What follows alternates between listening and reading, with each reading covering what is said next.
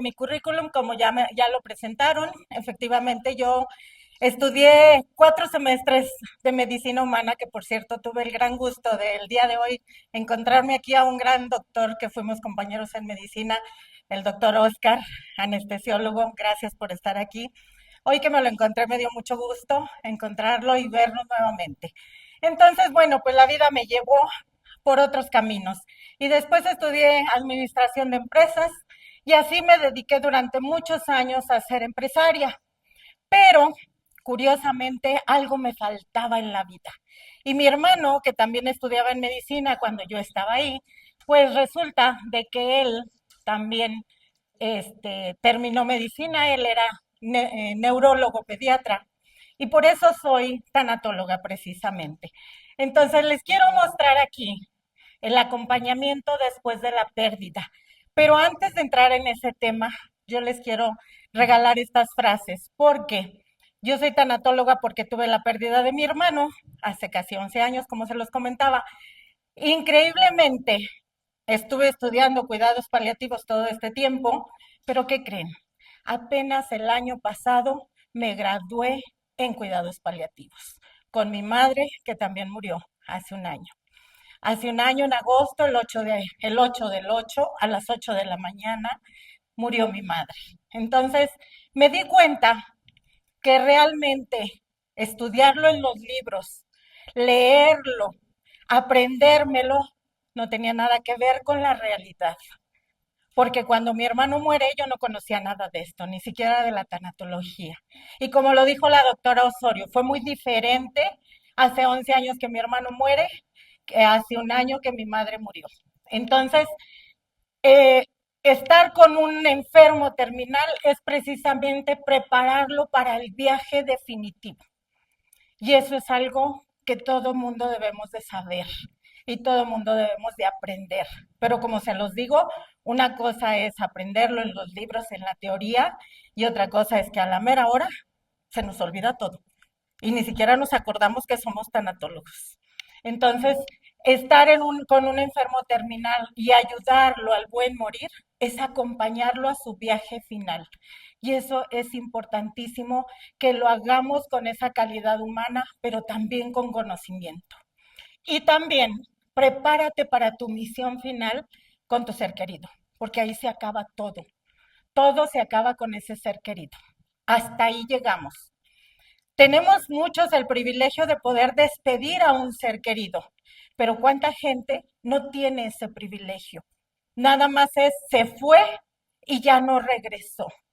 Así que es muy diferente perder a un ser querido cuando estamos con un duelo anticipado. Ya nos estamos preparando constantemente que nuestro familiar muy probablemente va a morir. Entonces, es importante que nosotros acompañemos a nuestro ser querido porque es la última misión que tenemos con él. Es la última misión, aunque sea niño, si nos están dando el diagnóstico médico que lo más probable es que su vida esté en riesgo, entonces estamos ahí, tenemos que estar ahí para prepararlo. Pero a veces nosotros no tenemos esa lucidez, a veces nosotros no tenemos ese temple, ese conocimiento para poderlo acompañar. Entonces, ¿qué es lo que tenemos que hacer? Pues ir con un especialista, pedirle a un especialista que nos ayude. Y para eso es precisamente el tanatólogo. Uh-huh. Estas son las manos precisamente de mi madre y ahora las llevo conmigo. Son las manos cuando el cuerpo de mi madre ya estaba inerte. Entonces, ahora es para mí importantísimo traerlas en mi corazón, porque mi madre va a seguir siempre en mi corazón.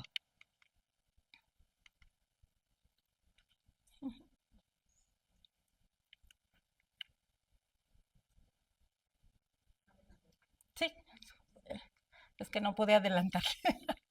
No, bueno, acá está. Ujú, no se preocupe. Bueno, sí, ahí. Puse estas fotografías porque cada vez que yo doy una conferencia, se la dedico a mis seres queridos. Y él fue el primero, que él es mi hermano, les digo. él fue el que falleció, un gran médico que siempre estuvo al servicio de la vida también, acompañando a niños con discapacidades o con capacidades diferentes. Entonces él se dedicó durante muchos años a ponerse al servicio de la vida. Y ahora qué increíble que con su muerte, pues la vida me llevó a ponerme a mí al servicio de la vida también. Y ahora me dedico a acompañar a personas que están en duelo, pero no nada más a las personas que están en duelo, también a las personas que no tienen calidad de vida. Y entonces en el instituto les enseñamos, los acompañamos a que puedan desarrollar habilidades para tener esa calidad de vida, hayan tenido o no hayan tenido una pérdida tan grande como la que estamos hablando. Entonces, pues aquí lo traigo conmigo también. Y aquí está mi madre. Aquí está mi madre, que le dedico ahora esta conferencia y que ahora la vida también me ha enseñado precisamente lo que es perder una madre. Ya perdí un hermano y ahora ya perdí una madre. Y entonces ya tengo una experiencia de vida. El año pasado, como les decía, nosotros, lo que estaba diciendo la doctora y en la primera ponencia de la mañana, curiosamente nos costó mucho trabajo ir rompiendo un poquito los paradigmas, rompiendo un poquito las creencias de la familia, porque ahí estaban sus hermanas con mi madre, que mi madre duró 6 semanas después de una embolia, después de un infarto cerebral que tuvo. Entonces yo me estaba topando con todas las creencias de la familia y era muy, muy complicado tomar decisiones. Entonces yo constato que debemos de tener la voluntad anticipada, porque cuando nosotros logramos hacer ese trámite ante un notario, y que quiero que sepan que es sumamente económica porque cuesta 1,000 pesos. Aquí tengo también a mi hija abogada que se dedicó a investigar, pero mi mamá ya no podía firmar. Entonces era un relajo porque todo el mundo queríamos tomar decisiones. Increíblemente en la familia abrí yo una energía que somos como unas 6 tanatólogas en la familia, fíjense, y entre ellas mi madre. Mi madre se graduó en mayo de tanatóloga conmigo y posteriormente en junio le da el infarto cerebral y en agosto fallece. Entonces, ella ya se había graduado como tanatóloga y ella nos ayudó muchísimo para poderla acompañar. Una alumna, cuando recién sucede el evento, una alumna me dijo, maestra, deme permiso de ir a acompañar a su mamá. Y yo veía que mi mamá no hablaba. Entonces yo le dije, espérate, mija, espérate, vamos a darle tiempo. Ahorita realmente vamos a acompañarla, pero unos días más. La alumna no me hizo caso y se metió al ISSSTE. Se metió con su playera de Intas y rápido la dejaron entrar. Y a mí hasta me sorprendió porque decía, soy tanatóloga y se metió. Y entonces, increíblemente ahí me di cuenta que gracias a esa alumna, mi mamá inmediatamente pudo empezar a cerrar ciclos. Después, ¿no? Nos la llevamos a casa, porque es cierto, nos dijeron en el ISSSTE, no hay nada que hacer, llévensela a su casa. Y ahí empieza el problema. ¿Por qué? Porque hubo hermanas de ella, una hija mía, por supuesto, también dijo, no, ¿qué vamos a hacer con ella en la casa? ¿Cómo la vamos a atender? Y entonces otra hija mía, que también es tanatóloga, decía, vámonos, nos la tenemos que llevar. Y entonces nomás la veíamos cómo la picoteaban y cómo la hacían sufrir. Y un médico llegaba y decía, no se le debe de hacer ya tomografía. Otro médico llegó y dijo, metan la tomografía. Y nosotros así, qué barbaridad, ¿verdad? Y luego, después, llegó un médico internista y me dice, delante de mi mamá, ¿sí sabe lo que tiene su mamá? Le dije, ¿a qué se refiere? Su mamá se va a morir delante de ella. Entonces es donde te topas de veras con esa falta de cultura que nos está haciendo falta evolucionar. Pero aquí no se trata de juzgar nada, se trata de ver que no es nada malo ni bueno, se trata de que sigamos aportando, porque además todos venimos de la evolución. Seguimos en evolución y miren que ahorita acabamos de ver una conferencia que en Europa, que se supone que está más avanzado que nosotros, todavía está en pañales también, ¿verdad?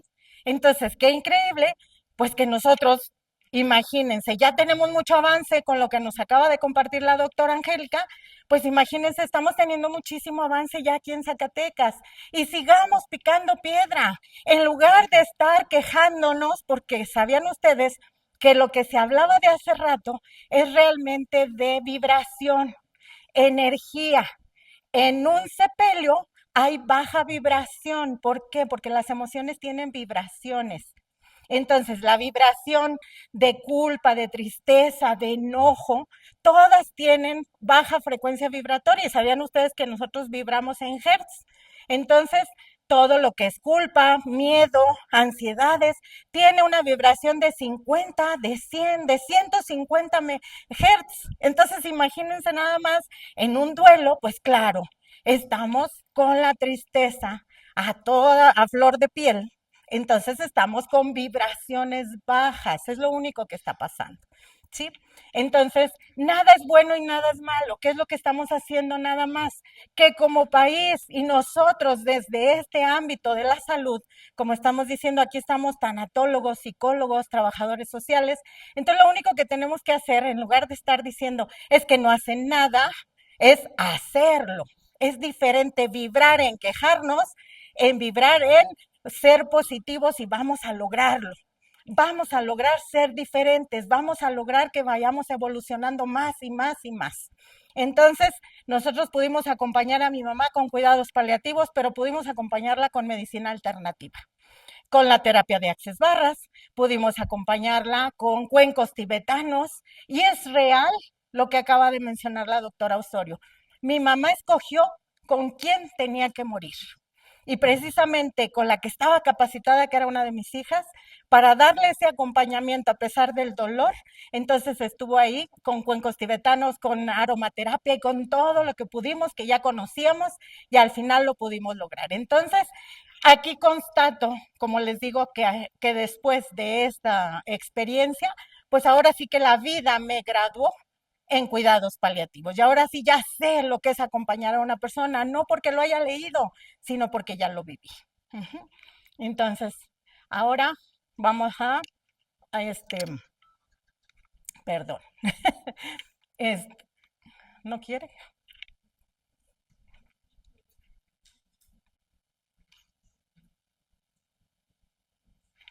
Uh-uh. Se atora. Ya se cansó la computadora. Le bajó la energía. Ajá. Y hablando de energía, les decía que las vibraciones altas, ahí está. ¿Mande? A ver. Sí, ahí está. Me voy a pasar a esa. Entonces, ¿qué hacemos ya cuando la persona falleció? Ahora sí viene lo más difícil, porque cuando está el enfermo terminal, estamos, ¿será o no será? Estamos dudando. Y dudamos mucho hasta el diagnóstico médico. Así como les digo, a nosotros nos dijeron, llévensela, ya no hay nada que hacer. Es cierto, tuvimos que contratar enfermera, tuvimos que contratar un montón de gente para que pudieran estarle dando el acompañamiento ahí en casa. Pero fue lo mejor que pudimos haber hecho. Entonces, cuando ya perdemos a nuestro familiar, a nuestro ser querido, ¿qué pasa? Pues que el dolor va a ser inevitable. El sufrimiento es el que es opcional. Y efectivamente, nosotros después de tener experiencias tan grandes, pues ya se va a detonar muchas cosas. A veces hay algo que se llaman las ganancias de las pérdidas. Y a veces, increíblemente, con las pérdidas tan grandes, nos convertimos en mejores personas. Y miren que aquí tengo una persona enfrente que no la conocía, pero escuché. ¿Tú eres de Renacer, mija? Sí, ¿verdad? Ujú. Sí, sí, no, no. Ajá. Entonces, ya había escuchado de tu asociación y tengo alumnas que también son de ahí, la maestra Betty y algunas de Miguel Ausa también y de Juan Aldama. Entonces, imagínense, muchas veces esa pérdida nos va a traer ganancias secundarias. ¿Y cuáles son esas ganancias? Les digo que nos vamos a convertir muchas veces en mejores personas que ni siquiera sabíamos lo que éramos capaz de hacer.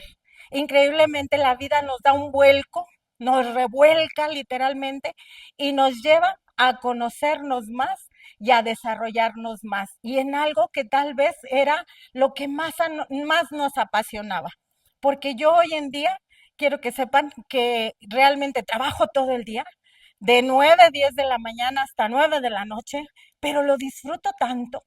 Y los sábados que tengo alumnos, que por cierto aquí están muchos, lo disfruto tanto también enseñar, acompañar a la gente, verla cómo llega al aula con ese dolor y ese sufrimiento y verla crecer y resignificar su pérdida, es a lo que más me he dedicado por más de 8 años. Entonces, yo sé lo que es acompañar a las personas. La vida me llevó a esto y eso es algo que agradezco y que hoy en día lo hago con mucho cariño. Entonces, el duelo, la doctora por ahí mencionó lo que era el duelo, pues es viene de dolus, dolor, pero es importante que si tú eres el doliente, hagas todo esto, consiéntete, apapáchate, obsérvate, no te obligues a hacer nada. Busca y acepta el apoyo de personas de confianza y muchas más cosas puedes hacer contigo. Entonces, obsérvate.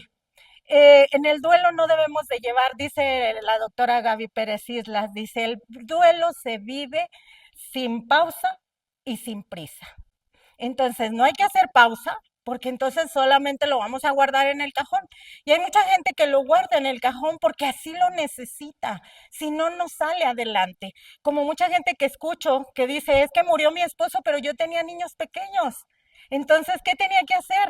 Guardar mi duelo, porque si no, no alimentaba a mis hijos, no los sacaba adelante, ¿verdad? Entonces muchas veces tenemos que guardar ese dolor en el cajón, pero nunca es útil. Está comprobado que se vuelve un duelo complicado y un duelo patológico cuando lo guardamos en el cajón. Entonces, lo útil es vivirlo, lo útil es hacerle caso a la gente, decimos por ahí los tanatólogos. Es que hay algunas frases que no nos hacen bien, ¿verdad? Hay algunos mitos que conocemos nosotros los tanatólogos, pero bueno, también yo se los digo a mis dolientes y a mis pacientes, pues, les digo, pero lo hacen por amor. Cuando te dicen, no sufras, no llores, tómate una pastilla, haz esto, haz lo otro. A veces no es lo más útil que tú quieres escuchar. Además, el doliente todo le molesta. Al doliente porque le dices, si porque se lo dijiste, si porque no se lo dijiste, si porque ni siquiera te hiciste presente y todo le va a molestar.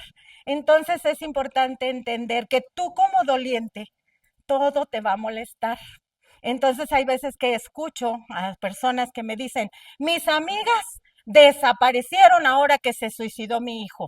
Y yo les digo, mira, la mera verdad, ponte también en sus zapatos. Es bien complicado dar un duelo cuando alguien se te suicida, ¿sí o no? Cuando tú tienes la muerte de un familiar por un suicidio, la gente dice, ¿y cómo le digo? ¿Y cómo llego? Y le digo, aquí estoy, porque se lo voy a recordar.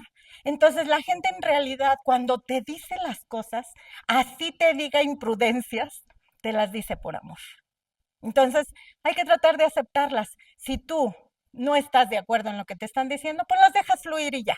¿Sí o no? Dices, lo suelto. Esto no me sirve, esto sí me sirve. Y es útil en la vida ir seleccionando. Esto sí me sirve, esto me es útil. Y siempre es útil también decir, no, más bien no es útil decir bueno o malo, porque también tiene vibración, ¿eh? Todo lo que pensamos, sentimos y hablamos tiene vibración. Entonces, ¿qué es lo más útil? Decir, esto sí, sí me es útil y esto no me es útil. Y yo decido cómo voy a ir llevando mi duelo. Pero como se los digo, cuando estamos en duelo, también estamos en estas etapas. Las etapas de la doctora Elizabeth Kubler-Ross, que es la madre de la tanatología, son otras, pero estas también me encantan. ¿Por qué? Porque son muy, muy sencillitas y estamos hablando de la fase inicial, que es el shock. Entonces, como lo decía la doctora, la fase de shock vas a estar en negación, vas a estar choqueando todo, vas a estar en desequilibrio, vas a estar en combate, porque el duelo es un combate y el duelo es un traje a la medida y el duelo no es una enfermedad efectivamente, El duelo es un estado en el que los seres humanos vamos a tener que pasar y procesar. Entonces tenemos también una fase aguda, que hay dolor, hay anhelo y hay búsqueda. Sí, hay muchas veces esas etapas pues nos van colocando en sentir ese dolor y luego estamos con el anhelo inconsciente de que que eso es un sueño lo que estamos pasando, que no es realidad. Entonces, muchas veces también lo que nos sucede es que estamos buscando a la persona fallecida y no importa si la vimos cómo se fue deteriorando.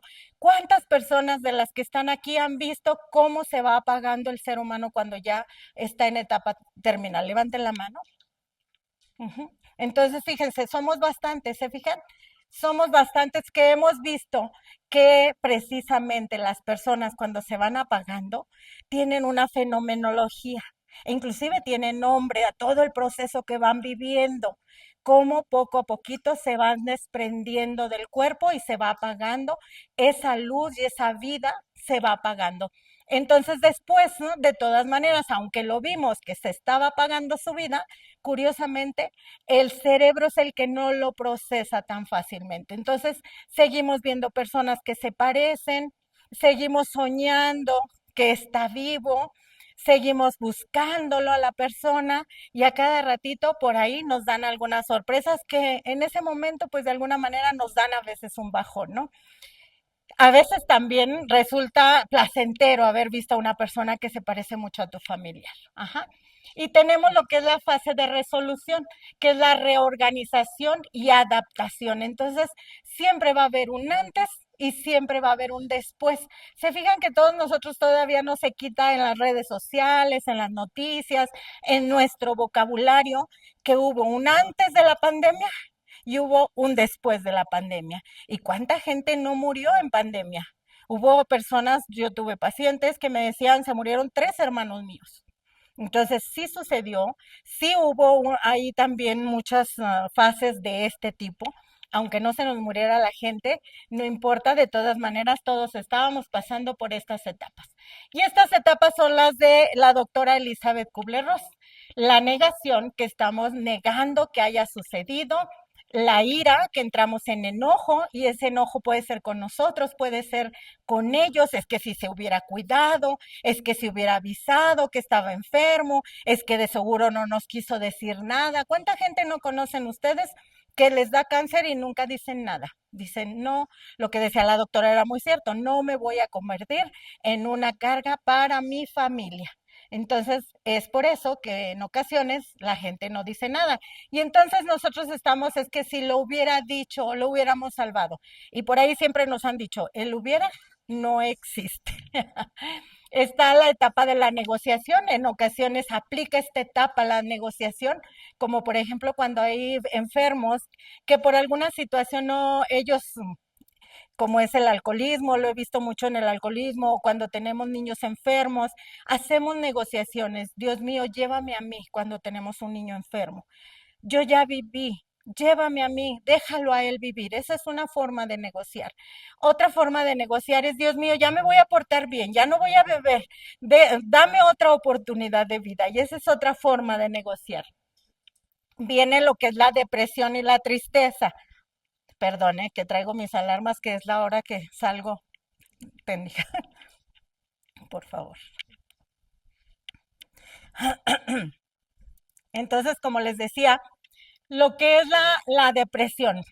En mi práctica profesional, les quiero decir que mientras estamos en duelo, no estamos en depresión, estamos en tristeza profunda. Efectivamente, el cerebro tiene otro tipo de mecanismo para que se pueda diagnosticar como depresión.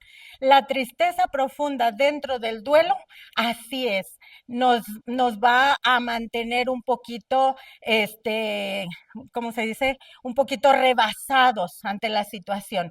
Y esa tristeza profunda, de alguna manera, también es parte de nuestro dolor y tenemos que mirarlo y tenemos que abrazarlo. Para vivir el duelo hay que abrazarlo.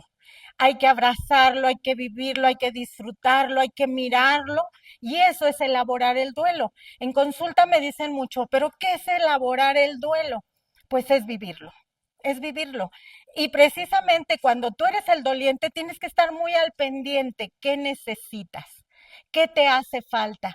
Y en consulta siempre les damos a conocer las etapas del duelo para que puedan entender, porque siempre dicen, ah, ya sé lo que me está pasando, ah, ya entendí lo que me está pasando. Y después ya viene la aceptación, luego viene lo que es la reconstrucción de nuestra vida. Pero la misma doctora Elizabeth Kubler-Ross dice que las etapas no son lineales. Las etapas se pueden vivir de una y brincamos a otra y regresamos y podemos haber vivido todas en un mismo día. ¿Se acuerdan de la película de Intensamente? ¿Recuerdan esa película? La última estuvo maravillosa porque es todas las emociones en un solo ratitito hasta cuando está ella jugando, cuando va a participar, entran todas las emociones juntas. Pero me encantó la segunda parte porque se combina con las creencias limitantes.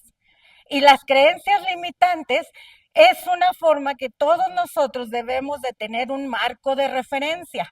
Es importante tener creencias, pero muchas veces esas creencias ya se convirtieron en, depende de cada época, ya se convirtieron en creencias que ya nos limitan.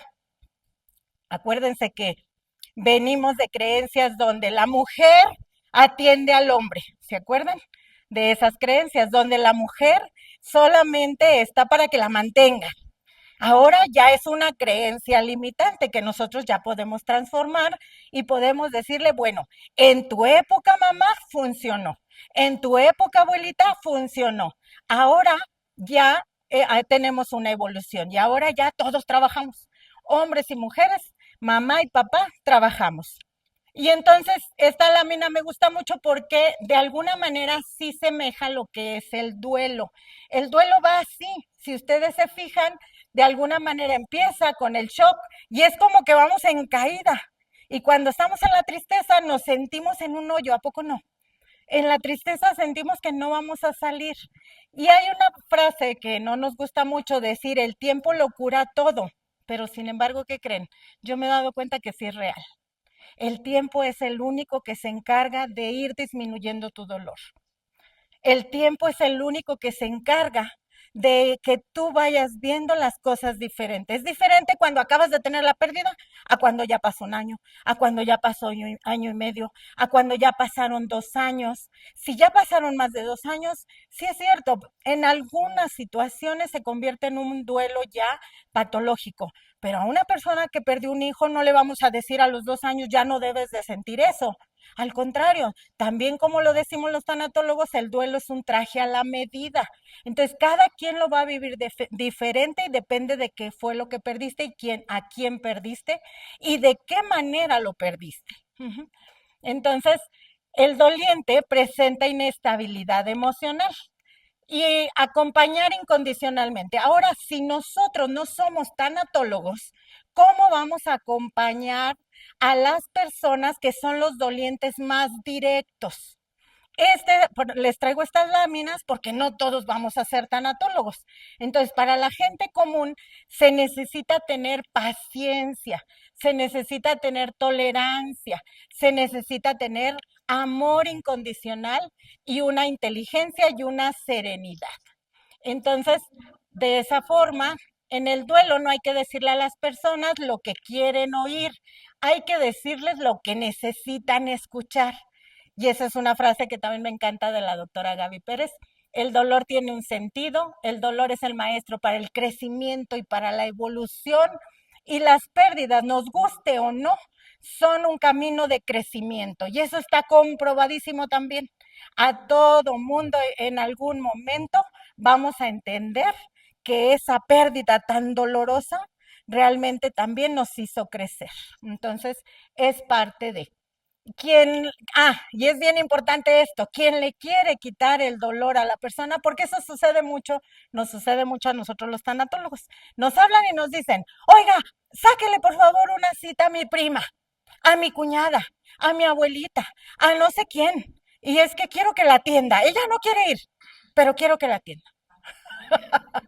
¿Ustedes creen que vamos a poder con una persona que no quiere ir a que la ayuden? Imposible. Imposible. Pero nosotros entramos en ese proceso de salvadores. ¿Y qué creen? Eso nos quita mucha energía. Estamos gastando energía donde no debemos de gastarla.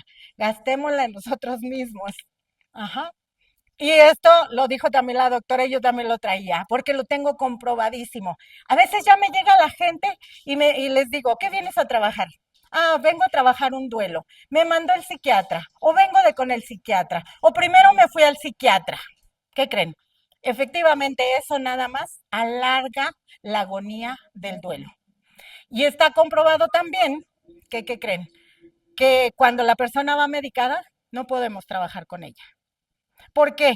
Porque a mí me encanta hacer llorar a la gente. Me encanta de veras. Es que es una forma de drenar las emociones. Y hay gente que no puede llorar. Entonces, pues soy experta en ponerle algo que le recuerde a su familiar. ¿Para qué? Para que drene, para que suelte. Hay un dicho que dice que lo que no llora un ojo, lo llora un órgano. Entonces, yo siempre les digo, ¿te quieres enfermar? No, entonces llórale y llórale y vuélvele a llorar. Y les ayuda muchísimo y después me lo confirman, ¿no? Pero cuando la persona va medicada, ¿qué creen? No puedo. Y entonces yo les digo, mira, vamos a ir avanzando lo que podamos, ¿verdad? Pero cuando van antes de ir con el psiquiatra, yo siempre es lo que les digo, no te mediques. Ajá. No te mediques. Mira, muchos expertos en el tema dicen nadie se ha muerto por un duelo. Nadie. Solamente sí es real que la gente sí se puede conectar a la muerte, pero siempre y cuando no se dejen acompañar, siempre y cuando no busquen ayuda, tal vez se van a conectar a la muerte, porque es real. Cuando estamos en duelo nos conectamos a la muerte. Hay mucha gente que me pregunta, oye, es que últimamente le tengo mucho miedo a la muerte. Claro, porque se te acaba de morir tu familiar y te acabas de dar cuenta que existe la muerte. Existe la muerte y ya se llevó a tu familiar. Y siempre les digo también a mis alumnos, en realidad la muerte no le debemos de tener miedo. La muerte solamente viene y hace un servicio. Y les digo, aquí tenemos la muerte siempre y aquí tenemos la vida. Y saben a quién no le siempre le estamos coqueteando a la muerte. Siempre, hasta hay unas frases que decimos, ay, me morí de cansancio. Para todo aplicamos el estoy muerta. ¿Verdad? Y siempre estamos aplicando esas frases. Pero es real que a veces estamos muertos en vida. De hecho, hay una película muy buena que nos regaló Walt Disney que se llama Soul. ¿Quién la vio? Sí, ¿verdad? Está hermosa esa película, porque Soul es alma en inglés y nos muestra que el protagonista estaba muerto en vida y ya cuando se muere dice, no, no me quiero morir. No, como que ya me trajeron. Entonces la muerte solamente te hace el servicio. Y dicen los expertos, sobre todo Elizabeth Kubler-Ross, que nacemos acompañados. Todo el mundo nos está esperando, ¿a poco no? Por lo menos mamá ahí está. Y papá, bueno, pues si nos toca la suerte que estén juntos, ahí está papá. Pero luego están los abuelos y están, todo el mundo estamos festejando que ahí viene ya el bebé. Pero la doctora Elizabeth Kubler-Ross dice que nacemos acompañados y morimos acompañados. Quién sabe si sea cierto, pero a veces hay cosas que aunque no las creamos, no quiere decir que no existen, ¿eh? Así que la vida nos ha llevado a hasta creer muchas cosas que no creíamos. Y es cierto que hay fenómenos que antes de morir las personas que están en etapa terminal y que estamos con cuidados paliativos empiezan a ver gente y dicen, ya está aquí mi mamá, ya está aquí mi abuelo, ya está aquí mi hijo. Y entonces, pues tal vez ahí es donde la doctora Elizabeth Kubler-Ross, que era una psiquiatra suiza, que estuvo en la Segunda Guerra Mundial con los moribundos, ella documentó todos los fenómenos que se vivían antes de morir. Entonces yo creo que es cierto. Así que no hay que tenerle miedo a la muerte, porque solamente nos hace un servicio, pero ¿qué creen? Pues tenemos que abrazar la vida. Eso es lo que no estamos haciendo. Y después de que se nos muere un familiar, menos la abrazamos. Al contrario, ya queremos abrazar la muerte, ¿verdad? Y la muerte nada más está ahí para acompañarnos y hacernos el servicio cuando ya nos toca. Y dicen, hasta de decir la muerte, ¿qué quieres que haga? Ya te toca. Así literal, lo siento, te toca, ¿verdad? Y también dicen por ahí que nadie se va antes. Todo mundo nos vamos cuando nos tenemos que ir. Ajá.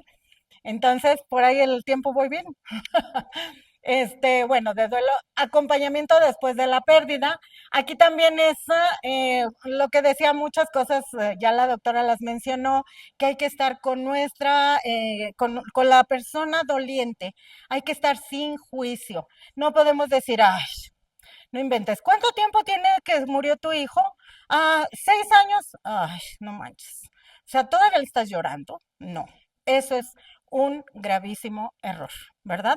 Más bien hay que mirar que la persona tal vez no tiene recursos, porque es importante tener una red de apoyo. Cuando se muere un familiar, es importante que nosotros tengamos una red de apoyo. Y no saben cuánta gente me llega al consultorio que me dicen, es que estoy solita, es que yo ya no tengo a mis hijos, están en Estados Unidos y yo ya se murió mi mamá, ya se murió mi papá y ahora se murió mi esposo y no tengo a nadie.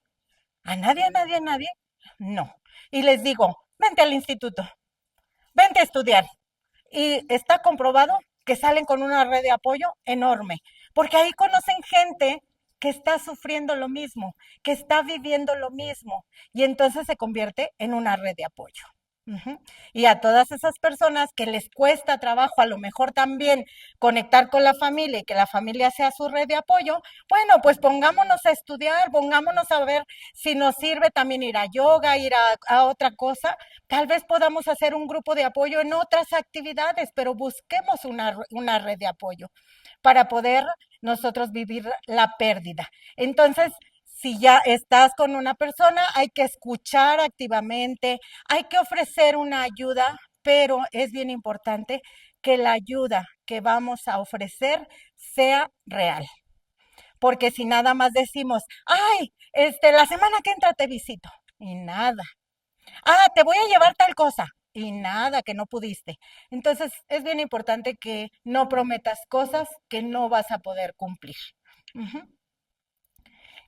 Ofrece esa presencia y esa escucha que es importante donde seas un oído atento. Eso también es importantísimo. Si la persona que está frente a ti, seas o no seas tanatólogo, te está contando su historia, es importante que la trates con todo el respeto que te gustaría que trataran tu historia. Entonces, es cierto, hay que tener un don para estar en ese lado de escuchar a las personas que están en duelo, ¿verdad? A mí me sucede una cosa. Desde chiquitilla, no me gustaba escuchar que mi mamá muchas veces estaban ahí entre las tías y que mira, y que fulana, y que sutana, y que no sé qué. Y a mí eso siempre, siempre me fastidiaba, ¿no? Y entonces yo decía, ay, ya no quiero escuchar cosas, ¿no? Crecí y me molestaba mucho cuando la gente me platicaba. A veces no les miento, llegaba yo al ISSSTE o al seguro y me sentaba y yo decía, ay Dios mío, a ver que no se siente nadie aquí, por el amor de Dios, porque en media hora te platican su vida, ¿a poco no? En media hora, en 15 minutos, ya te la platicaron. Y llegan y luego, luego, dale, ¿no? Pero ahora, increíblemente, cuando estoy en mi consultorio, disfruto tanto las historias. Escucho con esa empatía. ¿Por qué? Porque la vida también me ha golpeado. La vida también me ha enseñado y la escuela de la vida es la más importante. Entonces ahora ya puedo estar dentro de mi consultorio escuchando con esa empatía, con ese amor al prójimo. No es que yo quiera a todos mis pacientes, pero sí tener ese amor al prójimo. Entonces, eso es lo que nos ayuda. Ajá. Entonces, la importancia del acompañamiento por un especialista que es el tanatólogo. Y aquí yo se los digo con uso de razón. Estamos también en pañales con la tanatología. Como lo decía cuando me hicieron el favor de presentarme aquí la licenciada Julieta, que es prima, somos primas, que me hizo favor de presentarme. Tengo más de 3 años de estar en el hospital, en el comité de bioética. ¿Y saben qué? Yo creo que aquí no me va a dejar mentir, el doctor Eladio no lo veo, creí que iba a venir. Estamos en pañales, hasta en una institución como es el Hospital San Agustín, estamos picando piedra constantemente. Y aún así, que es un hospital particular, no les autorizan ni siquiera recursos para todo esto. No, son muy abiertos, el director es todo un tipazo, pero no hemos podido avanzar. Entonces, parece que ya nos prometieron un poquito más, porque ni siquiera los médicos ni las enfermeras se sientan a escuchar una plática de tanatología, ni siquiera se sientan a escuchar una plática de cómo dar malas noticias. Me tocó que me invitaran a la Lobos hace, no sé, año y medio más o menos, a darles a los alumnos precisamente una conferencia sobre eso, de cómo dar malas noticias. Por lo que les decía, curiosamente lo acabo de volver a vivir, que me dice el médico, si sabe lo que le está pasando a su mamá se va a morir. Entonces, imagínense que mi mamá realmente sí estaba escuchando. Imagínense nada más si esa persona que está ahí en la cama privada escucha eso, ¿cómo se va a poner? Entonces, ni siquiera sabemos que todas esas etapas del duelo que a mí me tocó hablar de después de la pérdida, en realidad también las vive la persona que está en etapa terminal. Está en esa negación, no, no me voy a morir. No, no, no, no, a mí háganme la lucha. No me voy a morir. Y está en ese enojo, pero si estos médicos de veras se le pasan, que no hacen su trabajo, ¿verdad? Está en ese enojo y se enojan con ellos o se enojan con el exterior o hasta se enojan con la familia. No, es que no me cuidas bien, por eso no estoy mejorando, porque no me cuidas bien. Entonces, todas esas etapas también las vive la persona que está en etapa terminal, no nada más el doliente, no nada más la persona que está ahí acompañando. Entonces, es importantísimo conocer todo esto. En la mayoría de nosotros debe de ser de cultura general. Nosotros, pues, yo creo que todo el mundo tenemos sueños guajiros, ¿no? Porque queremos que esto lo instituyeran en las escuelas. Imagínense si los niños, a mí me ha tocado acompañar a los niños en kinder, en primaria, que abracen a su compañerito que se les murió un familiar. Hace como 2 años di un taller para niños y precisamente la publicidad era que se les hubiera muerto en pandemia, ¿no? Se me hizo tan curioso y tan ocurrente que llegaron y se sentaron en las sillitas, en las mesitas, llegaron un montón de niños, nos los entregaron ahí en el instituto y se sientan dos niños como de 7 y 8 años. Y uno se acerca y le dice al otro, ¿a ti quién se te murió? Qué bonito, ¿no? Lo ven ellos de veras, lo que la doctora estaba explicando es real, ellos lo ven con tanta naturalidad. Y entre más, yo no sé, efectivamente las que somos contemporáneas, nosotros ahí tenían al muertito, sí o no, lo tenían a un lado de nosotros, ahí lo estaban embalsamando, ahí lo tenían en la cama y nosotros pasábamos, jugábamos y ya nuestro abuelito, nuestro bisabuelito ya estaba todo envuelto, ¿no? Y lo veíamos tan natural. Yo me acuerdo mucho que empezaban a poner abajo ya ven que los velaban en las casas. Entonces, me acuerdo mucho que desde chiquillos, pues yo lo que veía era que ponían ahí abajo como un balde y con unas pastillas y yo decía, ¿qué es eso? Pues que neftalina, que era ¿por qué? Porque antes no hacían toda la preparación que le hacen ahora al cuerpo, ¿verdad? Entonces, que para que todo eso no intoxicara a los demás. Entonces, sí o no hemos ido evolucionando, nada más que hay algunas cosas que nos han ido afectando, porque efectivamente ahora hasta ponen los letreros casi casi en las funerarias, no niños, ¿verdad? Pero lo que no quieren es estar batallando, ¿verdad? También las funerarias. Pero al final de cuentas los niños deben de estar ahí. Entonces, qué importante es aprender a que hay que buscar un tanatólogo. Y miren, yo siendo tanatóloga, yo teniendo toda esta experiencia, les digo, hasta yo no sabía ni qué hacer con mi mamá. Porque ahí, ¿qué creen? Primero soy un ser humano. Y yo era la doliente en ese momento. Y gracias a esa alumna que no me hizo caso, nos acompañó en todo el proceso de mi madre y hoy me siento muy, muy orgullosa de cómo la acompañamos a ese buen morir. Ujú. Muchísimas gracias. Fue un gran placer y gracias por la invitación.